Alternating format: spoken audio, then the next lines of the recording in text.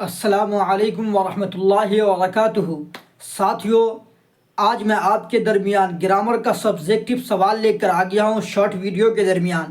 اس video کو آپ skip نہ کریں، اس ویڈیو کو ضرور دیکھیں، آپ کا یہاں سے 1 نمبر فکس ہے۔ دیکھیے، آج کا سب سے پہلا سوال ہے فعل۔ فعل کسے کہتے ہیں؟ فعل ہندی میں کریا کو کہتے ہیں اور انگلش میں ورب کو کہتے ہیں۔ تو فعل کسے کہتے ہیں؟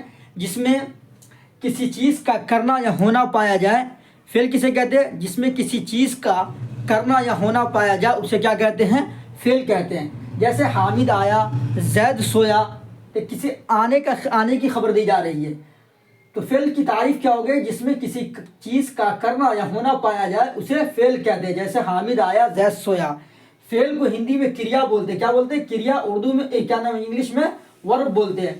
فاعل کسے کہتے ہیں؟ فاعل کہتے ہیں کام کرنے والے کو۔ فاعل کسے کہتے ہیں؟ کام کرنے والے کو۔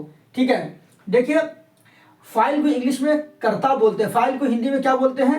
کرتا۔ انگلش میں سبجیکٹ بولتے ہیں۔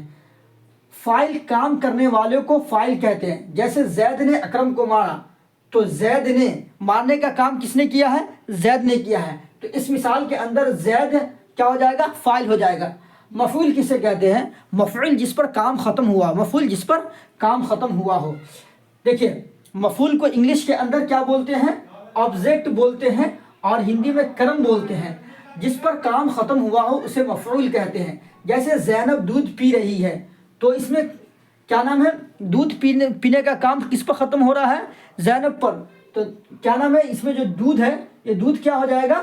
یہ مفعول ہو جائے گا۔ تو دوستو، میری ویڈیو آپ کو ضرور اچھی لگی ہوگی۔ اگر میری ویڈیو آپ کو اچھی لگے تو میری ویڈیو کو آپ ضرور لائک سبسکرائب کریں، تاکہ آپ کے درمیان ایسی ویڈیو روز لے کر آ سکے۔ السلام علیکم ورحمۃ اللہ وبرکاتہ۔